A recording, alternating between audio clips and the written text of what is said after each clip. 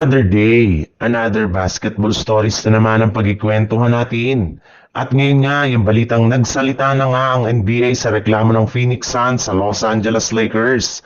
At ang balitang pagkuha na ng Golden State Warriors kay Giannis Antetokounmpo.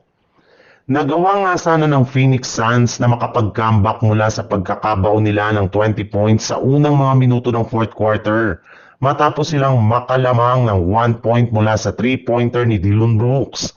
Pero matapos niya ay hindi na nga pumabor sa Suns sa mga nangyari matapos ang pagkakuha ni Dillon Brooks ng kanilang pangalawang technical foul sa ginawa nitong unsportsmanlike contact kay LeBron James at nagawang foul ni Devin Booker sa 3-pointer ni LeBron James sa huling mga segundo ng fourth quarter. At kasabay nga ng pagtatapos ng kanilang laban, bagamat man nga sobrang nabigla ang mga coaches at players sa ipinakitang performance dito ni LeBron, sa kabila ng kanyang edad ay hindi pa rin naman nga napigilan ng kanilang mga sarili na magreklamo, lalo na si Dillon Brooks na hindi makapaniwala sa nakuhang 43 attempts ng Lakers sa free throws. Napakalayo kumpara sa nakuha lamang na 25 free throws ng buong Phoenix Suns.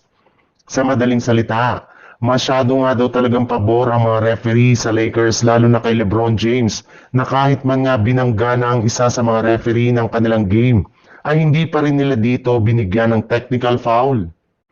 Sa ibang balita naman, marami na nga sana ang umaasa na sa pagbabalik ni Stephen Curry sa lineup ng Golden State Warriors ay mas magiging madali na para sa kanilang team na makakuha ng panalo. Pero ang problema lang, ibang-iba nga ang nangyayari ngayon dahil simula nga sa pagkakaroon nila ng two-way win streak ay bagsak nga sila ngayon sa two-game losing streak. At nangyari nga yan pagkatapos lamang na bumalik ni Stephen Curry sa kanilang lineup. Kahit man nga nagtala siya ng 39 points at 48 points sa kanilang huling dalawang laro, ay hindi pa rin nga nila ito naging sapat para manalo.